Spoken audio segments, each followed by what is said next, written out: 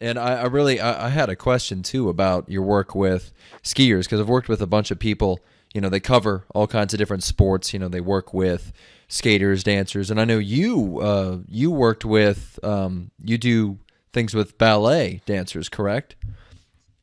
Yes, a lot of dancers over the years. I've done Yeah. work with the Pro Ski Tour and the Women's U.S. Ski Team. Done Hmm. work with Stars on Ice. I've Yeah. covered that event for a few years. So real diverse group of Diverse athletes, crowd. which is fun.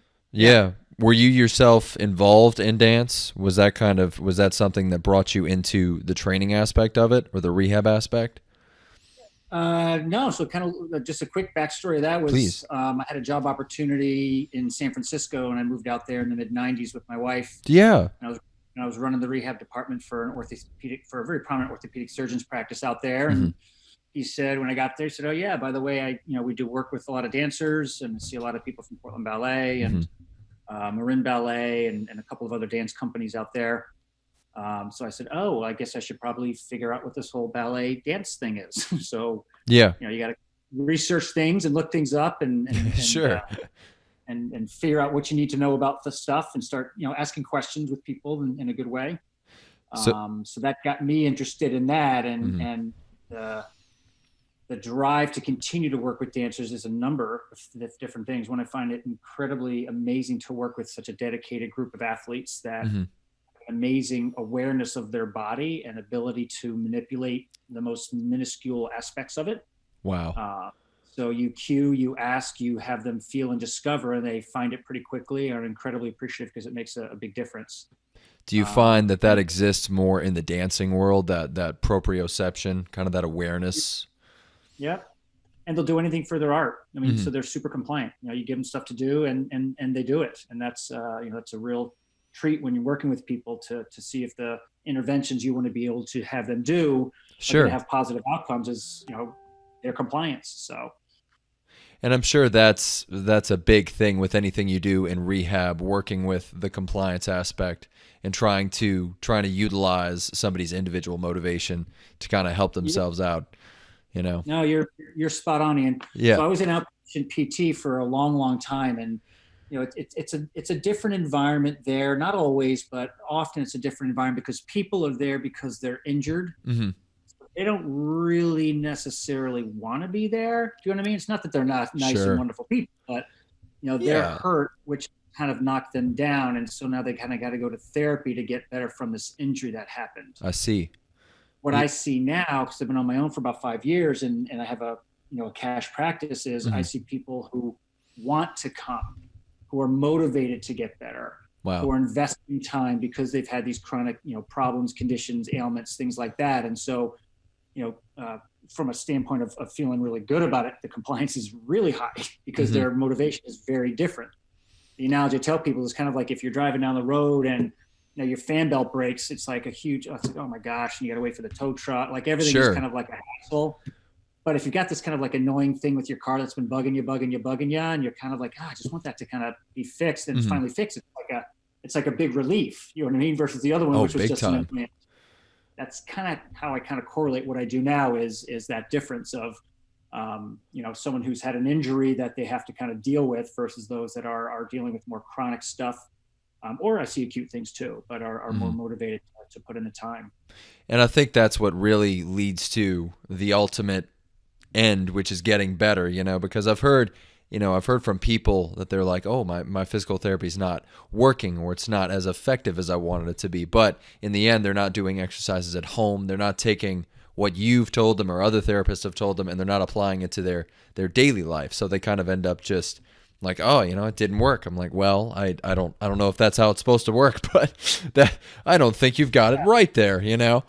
Right. Yeah. So there's a couple things related to that. Number one is, in my mind, a couple things related to that point. Number one, Hmm. you do have to commit. You have to commit the time, and even if it is inconvenience to have your fan belt break, you know what Yeah. I mean, and all the you got to invest what you need to do to be able to be successful with, So true. an injury that needed surgery or an ankle sprain. So So true. Yeah. number two, all therapy is not created equal, and I'm not I'm not critiquing and I'm not judging. I'm Hmm. familiar with a lot of different methodologies that are out there. I've been Yes, around a sir. long time, and but a lot of traditional approaches to medicine, to rehab, to training Hmm. are fine. Otherwise, they wouldn't still be in existence. But and it's not uncommon for them to not to be comprehensive. They're not ideal. Yeah. Rehab in particular is a little bit linear in its model, and I'm fortunate to have learned a lot of other things over the years that have Hmm. allowed me to be able to create a bigger influence on what I wanted to do with people, which is have them have a better understanding of their body, how their body works, how Yes. to optimize it for health and for movement and for activity, load, strengthening, Sure. and carry those messages forward with day-to-day tasks that make them feel better versus making them do activities to meet goals that an insurance company has established. You get reimbursed. I mean, like just the different Yeah. things that are part of what you need to take into consideration, but can muddy the waters. Sure. So it's all about that transferability in the long run. It is all about just general wellness. And I mean, certainly that's what makes you good at what you do because, you don't just look at them as a case from insurance or something. It's their people, and you want to make sure that they are taken care of, mind, body, and soul, that kind of thing. Yeah. So Yep. yeah, Well, it. Are there go ahead. any new kind of physical therapy techniques that are on the rise right now? Because I actually just came from the physical therapist this morning, and I got some dry needling, and I've never had it before. So Yeah. I was kind of blown away by that feeling, that technique right there. Are there some other things that are kind of happening in the PT world? So, yeah. So a few different things. So, Hmm. number one, we could call it PT world, we could call it rehab world, we could call it movement world, we could call it training world. You know Sure. what I mean? They all Uh, blend together. I see what you're saying. Yeah. yeah. So from a standpoint of the way that I like to look at the body, that I Hmm. find I'll say newer to a lot of people. Yeah. Years ago, I took a course that started talking about influencing body position based upon manipulating breath, to manipulate shape, to manipulate movement quality, Ooh, understanding and appreciating the underlying asymmetrical nature of the human body and the that's way that our interesting. body develops normal compensations based upon our internal mechanisms, like the way that we work. Sure. And so some of the studies that I've done through the Postural Restoration Institute and some of the stuff I do with other colleagues that are like-minded to me, like Bill Hartman and Pat Davidson and Zach Couples and just some other Hmm. people who are putting out really thoughtful intervention strategies revolving around what I talked about, rehab, training, movement, mobility, whatever you want to call it, is how I like to look at the human system. Hmm. I do use my hands a lot, so I do a lot of hands-on techniques to supplement what I do to try to get the body to a better position, much like the dry needling that you had. Sure. Much other modalities that people might utilize that mulligan techniques or different type of joint modes or things like that that they might do to allow them to be more successful with an intervention. Sure. But I find the power of being able to manipulate the respiratory mechanism and then put people in positions to reinforce that, to just change the way that their body naturally moves, Hmm. to develop more balance, is what I do that I find really supplements things that much more. So it For example, is. I had a Yeah. client earlier who's in PT for her knee, and we went through some of her activities that she does, and I just showed her different ways to position herself when she do them. Not because they're not the right exercises, and not Hmm. because the therapist isn't doing what they should be doing, but just based upon the way that her shape presented to me, based upon my measures. I said, I think that if you do things kind of in this position, this orientation, arrange your upper body and your hips like this when you go to do that, whatever the activity was. She's like, oh my gosh, yeah, I feel that so much more in the whatever, because we've accounted for the rest of the system to be able to allow that activity to be that much more successful, Hmm. rather than myopically looking at one particular part of the body. So you are about sort of manipulating the positioning in that exercise because when you talked about the breath aspect, I've never heard that before. That's so new to me, but it seems so intuitive when you look at anything anybody does in the exercise world. So if they don't think about their body positioning, but to make themselves breathe through it or work their way better through the movement, then, I feel as though that's kind of the missing ingredient to therapy. And I've never heard of that. That's a new thing to me, really and truly. That's brand new. Yeah. Yeah, it's, I could put someone on a table. I'm not patting myself on the back. I'm just the messenger. Please, no. Pat yourself on the back. It's fine. My gray hairs say it all. I've been doing it a long time too. It's all good. If I took someone and had them lie on their back on the table and brought their leg up and their leg went to 45 degrees as a straight leg raise on, one or both sides. If I grabbed an arm and wanted to bring it up overhead and went to like 160 degrees versus full overhead motion. Sure. We literally do 1 or 2 breathing activities, and within, probably 10, 12, 15 minutes, those would change, 30, 40, 50% better, because just changing the resting position of joints, of tissue, of the way that a pelvis and a hip and a sacrum and a spine and frankly, a cranium and a neck orient themselves will change the way that the body creates tension.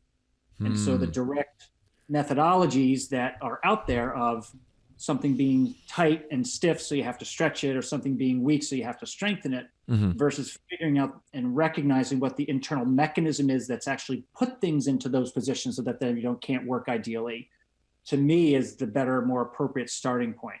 Then anything I do is just that much easier. I don't have to do as much stretching. I don't have to do as much hands-on stuff when I get the body to get to a better starting position. Then we can work on introducing different ways to position them with whatever the exercise is, deadlifting, half kneeling activities, push, pull, like that, while manipulating their body and manipulating their position and their shape to then drive that mechanism into a new way for them to be able to appreciate that movement. Now, I'll ask you this, because that brings to mind something I learned recently, and see if this connects into kind of what you're saying, because I learned about fascial stretch therapy, and I wasn't aware too much about what that was. And it seemed like when I was told about it, it kind of presented itself as more of like a low impact modality of stretching. Does that apply to what you're talking about, kind of preparing the fascia to build a better foundation of movement? Does that connect to what you're saying? It does. So, okay. The way that I view the human body is that, for example, our skeletal structure floats inside our soft tissue structures. Okay.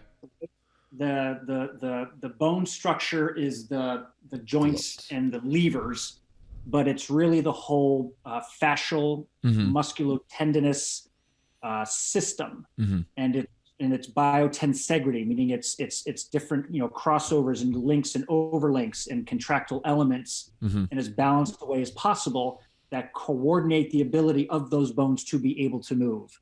Versus think about things from a bone perspective, and then we have these muscles and tendons around it that are moving them. That's kind of the way that I look at the body, which is, I know, kind of odd. No, but it makes sense though, because you're right. Without the skeleton is just kind of in the middle of, it's like your muscles and everything. That's your Iron Man suit, and then and then you're just your skeleton's sitting in there. Yeah. From a standpoint of the way that our insides work, every breath we take is an imbalance, asymmetrical mechanism. Every breath. The right diaphragm, left diaphragm are different. Their attachments on the spine is different. The way that the nerve contracts, the phrenic nerve sends a message to the right and the left side is different. Our organs move and spin. We have this internal little mechanism that kind of spins our internal organs a little bit with each breath we take. Some people significantly, other people not so much. That internal spin and that imbalanced mechanism that we have internally, that's awesome, and we need it, is part of what can drive compensations. And then the body will figure out other strategies to try and manipulate itself to offset some of those underlying mechanisms that they don't even know is taking place internally.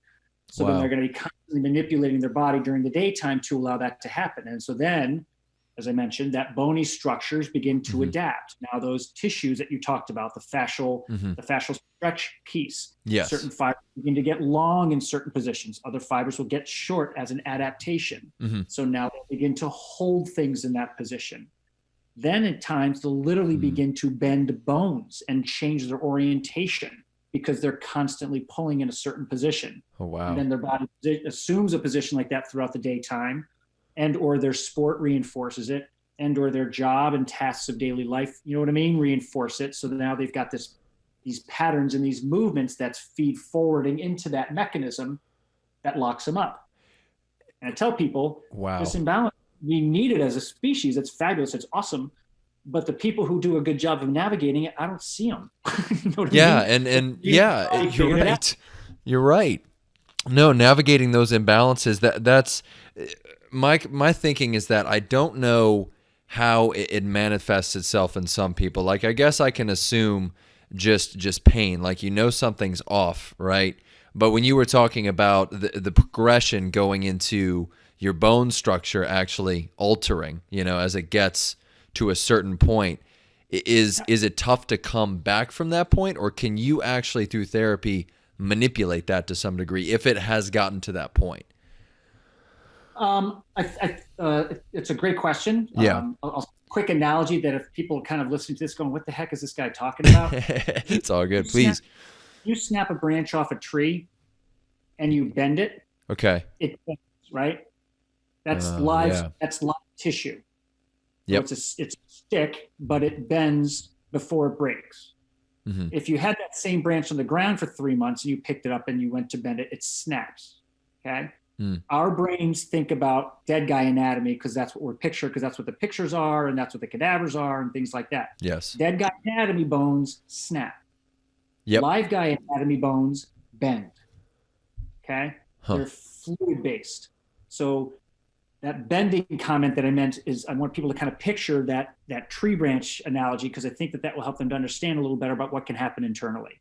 Oh, wow. That being said, when some of those things do get a little torque to them, if they do get a little bit of bend to them, depending upon one, their age, two, previous traumas, three, how good they can be with being consistent with what I'm asking them to do, or changing positions. You know what I mean? Yes. Doing what they need to do. So there's some variables that can factor in, but in most cases you can make a considerable change. And even if the bone itself doesn't go back out of its to a deformation state that you're trying to reestablish, you can at least create the movement qualities and capabilities that you're looking for that allow that expression to go back to the place that you want it to be able to get to.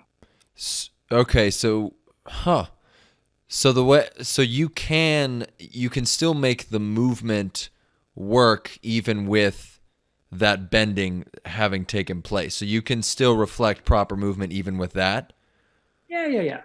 Okay. Yeah, so like if you look at a client who lies on their back and they're on their back and their legs are straight and their shirt's resting on their rib cage, if you looked at half the people, I'm throwing a number out there, you'd see kind of ribs that are sticking out. You know what I mean? Like the lower ribs, the lower part of their shirt is just pushed out a little bit. So those are ribs that have kind of like bent and flared a little bit. And again, when I say the word bent, don't think about like bent in half. That's what I'm thinking. It's like it's just a 90-degree angle with the bones now. Yeah, it's like a bending influence that happens because things are going to be pulling on it. And so if I have a person who's bow-legged, so they have a real bow in their leg. So let's just say the right is more bowed than the left. They're going to have a femur and a tibia that has some degree of bend to it that has happened over time. Partially could be due to their general architecture by design, but their body then fed into muscle activity based upon that then took it and made it happen even that much more. Well, my goal would be to say, well, I don't want to have them continue to allow that to happen. What do I need to do to try and help to change the way that their load distribution takes place? Okay. How can I get them to roll their feet and lower legs inward to create more of an adduction, internal rotation mechanism versus this more abduction, ER bias that they're going to be demonstrating with a more bow-legged type of a mechanism, if that analogy helps. Yeah. Yeah, and it brings, when people take all this stuff and they go to the gym, I think I like what you're saying, because a lot of times whenever I've talked to people, I hear from a lot of people that they can't squat or they can't do certain things because of specific pain areas. And what you're telling me is that no, you can definitely do these movements. There just has to be scaling. There has to be certain things involved that put you in a position that allows you to do the movement. And it's so that's what I'm getting out of it is like people can in fact do these complex movements even if they feel like they don't. And I think do you feel like people self-diagnose themselves too often? Like they just kind of assume like, oh, I'm gluten intolerant, or my knee hurts, so I can't do anything. Yeah. So a few things related to that. Yeah. Number one is that, yes, Google is good, but Google can be a problem. Sure. It can be misleading. People come in with a lot of self-diagnoses, which is fine. I'm happy to have the discussions with them. Mm-hmm. Two, there are a lot of, in my mind, misconceptions that are still very prevalent in the fitness rehab training world. Yeah. That those misconceptions continue to be ingrained in the general population who don't know any better. Mm-hmm. And so then it puts restrictions and limitations on their capabilities. Yeah. And so, those are things that I try really hard to educate people and have them understand maybe aren't as accurate as they once people thought they were. Number three, I think that some of the limitations I take that back, a number of people that I see, their limitations are more than just because of a weak body or a weak joint or a stiffness flexibility issue, mm-hmm. and more of a shape change that their system needs to go through because they can't expand where they need to be able to expand through their thorax and through their pelvis. They can't compress where they have to be able to compress through, again, other areas of the body, so that they can't get into that positions to, let's say, squat. Yeah. So they'll go down to whatever, 70, 80 degrees. They kind of hit that sticking point and they're like, well, that's about all I got. Mm-hmm. Great for the quads. They feel the quads work like crazy. Yeah. But I look at a straight spine. I look at, near vertical shin angle with knees that don't pass the toes. Sure. I look at these things that to me are kind of like, well, you're not doing it the way that the body is meant to be able to do that mechanics. Huh. I want those knees going forward. I want that pelvis tucking underneath you. Yeah. I want you feel those ribs, like drop down to the front, versus what a lot of people come in with, which is a mindset of, straight spines and knees don't go past the toes when you squat. And, like all these different things that they've kind of learned, read about, and Google has reinforced to some degree, or another practitioner has reinforced to some degree. My table measures to me and assessments that I go through with people mm-hmm. help guide me to not only let me know what it is I want to have them do, but also what they're capable of doing. Okay, after these activities, I see that we're only going to get your hip to be able to flex to about 100, 110 degrees. Well, I'm not going to be squatting them deeper than that. Okay, no. After these activities, I see that your shoulder only gets to about 160 degrees. Well, we're not doing overhead pressing. We're going to stick with landmine-based stuff. You know what I mean? So you can't try to work through stuff that they passively can't get to sure. based upon some degree of an objective measure that helps to guide that process. But I'd like to see that change. Yeah, and they can take these things and eventually progress themselves to maybe a real squat and to the actual version of the movement at some point.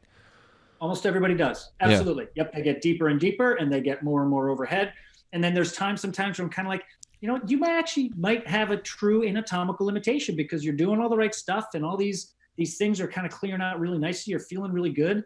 Mm-hmm. And sometimes they end up going and seeing a doc and getting an x-ray and like, oh yeah, I get these retroverted hips, so I'm only gonna be able to go so far when I do stuff. Great, it's good to know that. But we kind of knew that anyway. Okay. Because we kept hitting the limitations based upon what they were feeling as well. So those types of things are nice to help to reinforce it, but by the same token aren't necessarily going to change a lot of what you're going to do. So they really have to go through this process that you're talking about before they get to the presence of maybe an anatomical limitation. So they have to go through these stages, figure out what walls they're hitting in these movements before they can actually understand that there may be something that is truly limiting them from doing the actual movement, as far as the diagnosis goes. That's a great way to put it. Yeah. In my mind, I tell people about, I'm not going to be convinced of anything. I get people coming in regularly. Oh, that shoulder's never been the same. It's been 6 years since my rotator cuff surgery. We do, a few position breathing activities, a couple of movement-based stuff, and it moves tremendously better because it just wasn't approached that way. It was approached with the mindset of, oh, you've got this scar tissue in your shoulder joint since the surgery, or, you had the surgery and that's as far as we got with all the stretching that you did. Or you get someone who said, oh, I've never been able to squat that deep. It's just because I get this pinching in my hips. Well, I'm not going to give up trying to help to improve my table measures to get that better and better and better, because more times than not, we're going to make an appreciable change.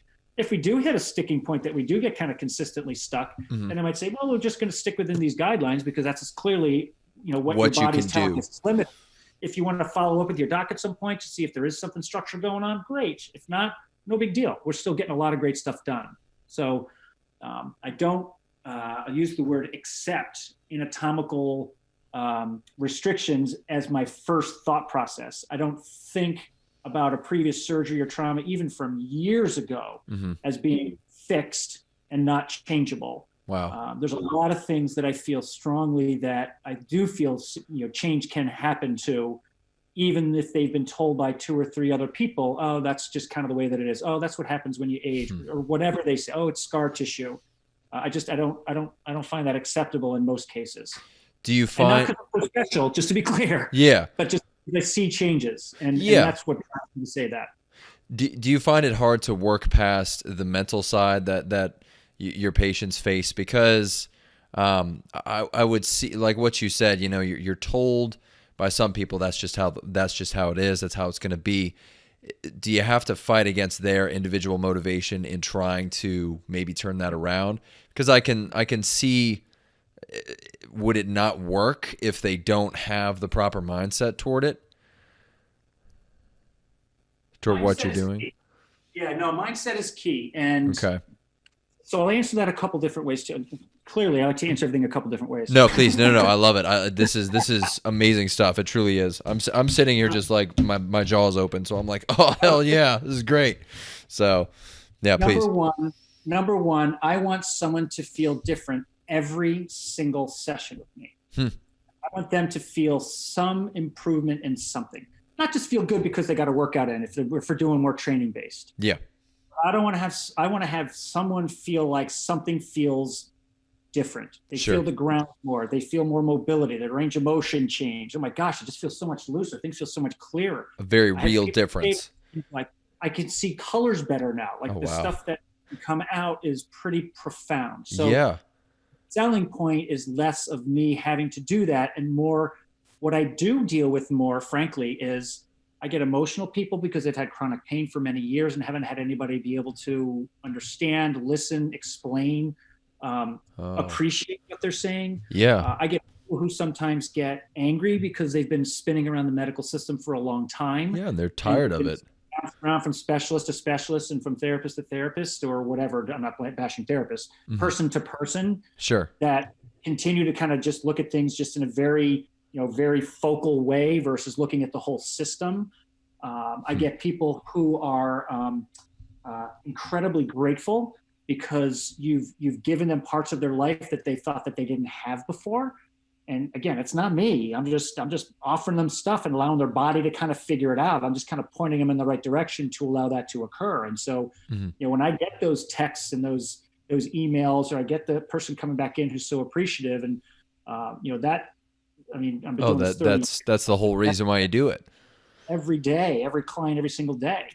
I get people that I haven't seen for 5 years that reach out. I'm like, oh my gosh, I knew you left the other place. Oh my gosh, I'm so glad I found you. And like, that's incredible to me that to this day, I still get people that know that there's a different way of doing things that can provide, in my mind, a little more longer lasting benefits and is addressing a broader problem. Wow. Analogy I tell people is if someone come in to see me with, let's say, ankle pain. I had the dancer, what is today? Tuesday, yesterday. Dancer yesterday.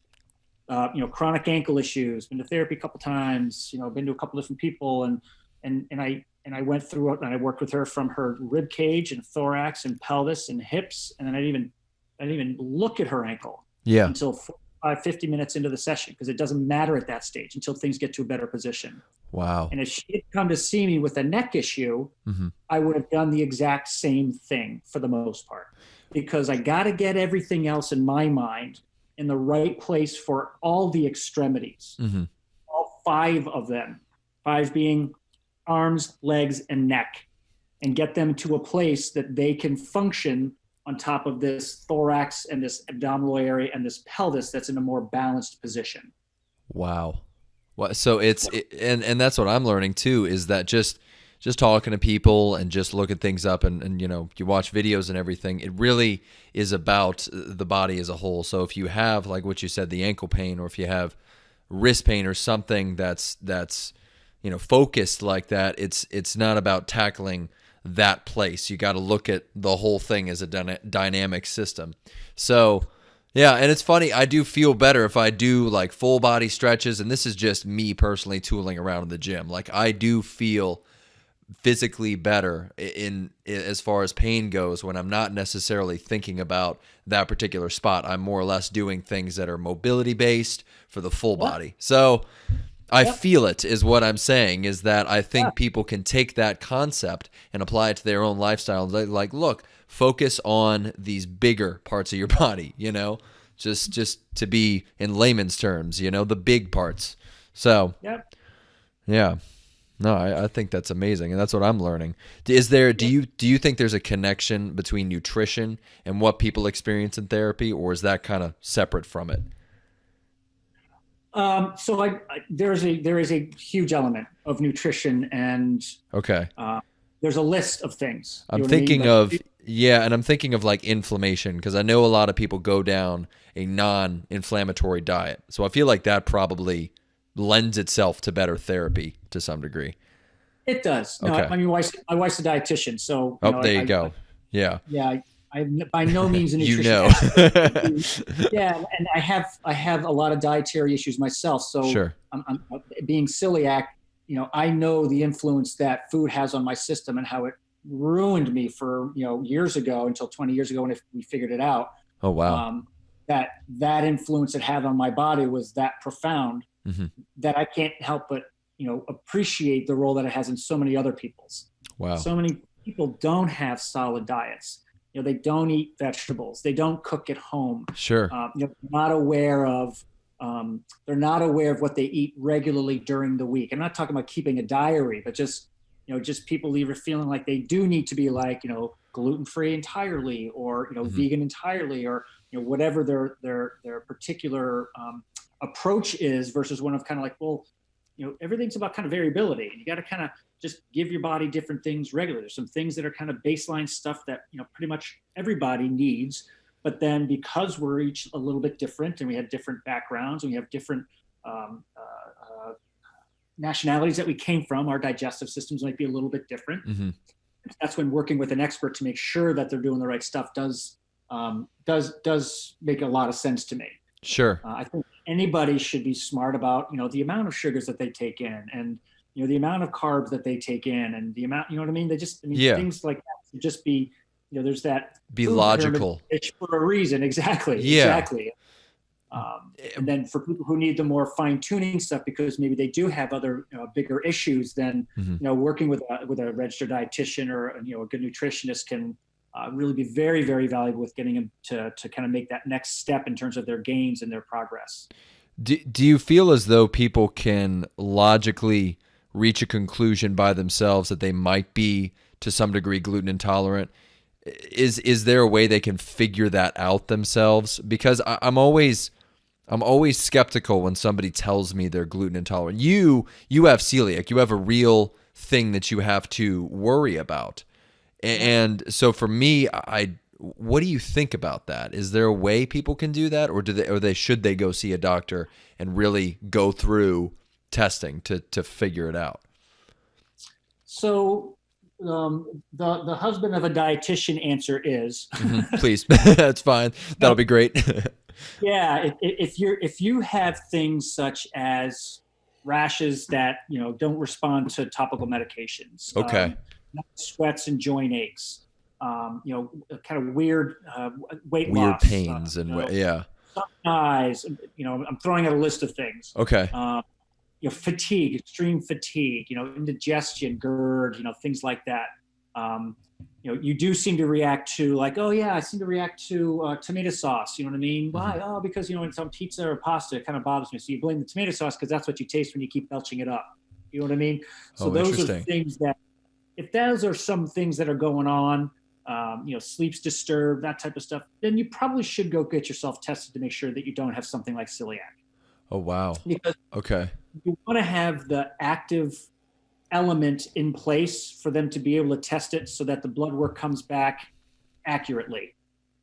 Hmm. So that's the husband of the dietitian answer. You with me?